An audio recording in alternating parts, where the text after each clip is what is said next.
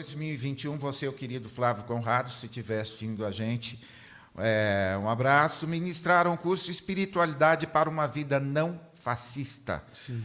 Dá uma palhinha para a gente, assim, para quem ainda resiste em tentar combinar lucidez política e espiritualidade, como que é isso aí? Espiritualidade para uma vida não fascista.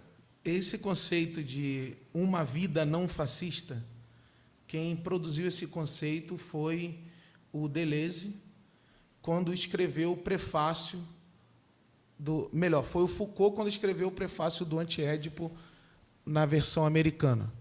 Ele fez um prefácio breve, porém muito incisivo, e ali ele tentava defender a história de que o fascismo não é apenas aquele movimento histórico que ficou congelado no início do século XX, mas o fascismo tem a ver com um desejo de poder e com uma manifestação de controle que se dá no cotidiano das relações. E ele chamou isso de uma vida fascista, um fascismo que ele chama de um fascismo micropolítico. Micropolítico por atuar em relações minúsculas, como a nossa aqui, por exemplo. E ele vai dizer como é que esse fascismo se manifesta. E uma das formas de manifestação desse fascismo tem a ver com o que a religião chamaria de espiritualidade, agir nessa dimensão mais profunda, nisso que nós religiosos chamamos de alma, produzindo lá na alma já um desejo de agir de forma soberana, de agir de forma autoritária sobre e contra o outro. Então, eu tentei trazer essa discussão do Foucault para dentro do horizonte da teologia.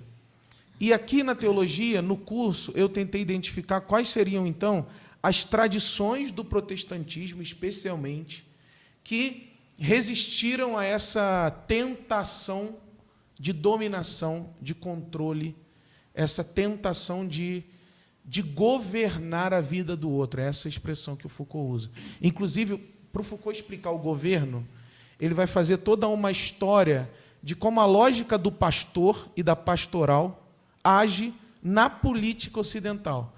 É mais ou menos como que dizer que a política ocidental funciona tal como os padres funcionavam para a subjetividade, para a espiritualidade antiga. Você vai lá, confessa algo, abre a sua subjetividade, ele confere a sua culpabilidade e ele te dá umas tarefas para você encontrar o perdão. Essa relação padre fiel ou padre pecador é a mesma função que o Estado exerceria contra a nossa liberdade. Então, já existe no fundo da teoria do Foucault a ideia de que governar é ser um padre sobre o outro. Ser um padre sobre o outro. E eu fiquei pensando, quais tradições do protestantismo ajudariam a gente a quebrar essa lógica? De que, por exemplo, eu odeio a metáfora pastor-ovelha. Eu prefiro a metáfora do MC Marechal, que ele vai dizer assim, eu sou pastor, sim, domador só de orelhas. Eu sou pastor de leões livres.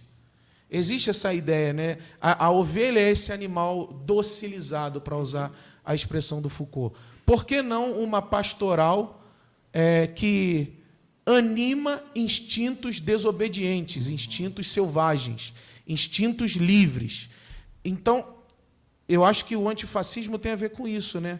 Eu não sou pastor de ovelhas, eu não vejo as pessoas que me colocam nessa relação de pastor como pessoas subalternas a mim, submissas a mim, desempoderadas em relação à minha vocação. Eu vejo leões livres, como dizia o Marechal.